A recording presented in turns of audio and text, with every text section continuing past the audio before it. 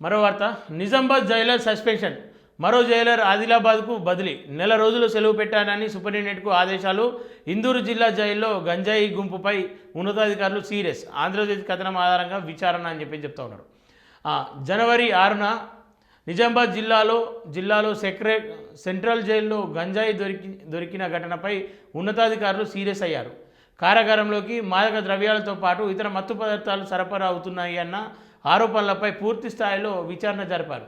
వాస్తవాలు వెలుగులోకి రావడంతో జైలర్ను సస్పెండ్ చేశారు. మరో జైలర్పై బదిలీ వేటు వేశారు. సూపరింటెండెంట్ను బదిలీ చేసిరని చెప్తా ఉన్నారు. నెల రోజుల సెలవు పెట్టానని ఆదేశించారు. ఈ నెల 1న ఆంధ్రజ్యోతిలో నిజామాబాద్ సెంట్రల్ జైల్లో గంజాయి గుంపు శీర్షికతో కథనం ప్రచురించడమైనది. దీనిపై స్పందించిన జైళ్ల శాఖ డీజీ సౌమ్య మిశ్రా విచారణకు ఆదేశించారు. ఈ నేపథ్యంలో డీజీ మురళీబాబు, డీఐజీ సంపత్ ఈ నెల 3న నిజామాబాద్ సెంట్రల్ జైల్లో విచారణ జరిపించి డీజీపీకి నివేదిక అందజేశారు. దాని ఆధారంగా నిజామాబాద్ జైలు జైలర్ ఉపేందర్ను సస్పెండ్ చేస్తూ డీజీ ఉత్తర్వులు ఇచ్చారు.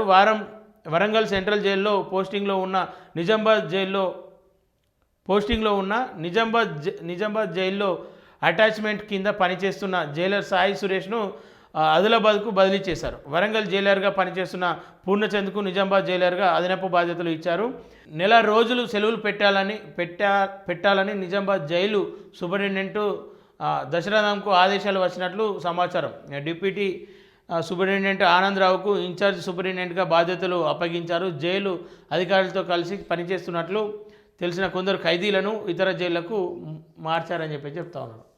వీళ్ళు 3 ఏళ్లుగా జైలర్ల అక్రమాలని వింటూ ఉన్నారు. ఇది ప్రతి జైల్లో జరుగుతుందని చెప్తా ఉన్నారు.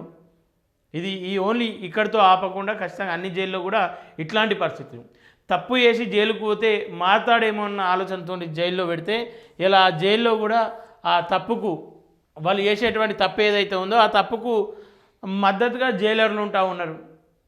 వాళ్ళకు భయంతోనో లేదంటే బయట ఉన్నటువంటి ఫోర్స్తోనో లేదంటే వాళ్ళకు ఉన్నటువంటి కాంటాక్ట్స్ ఉపయోగించి వాళ్ళను ఏదో ఒక రకంగా అందులో ఇబ్బంది కాకుండా చూడాలని వాళ్ళ నుండి రాజకీయ నేతల లేదంటే ఎవరో ఒకరు ఇట్లా ఆ జైలర్ల పైన కూడా కొన్ని సందర్భాల్లో ఒత్తిడి చేసేటువంటి పరిస్థితులు కనిపిస్తూ ఉంటాయి.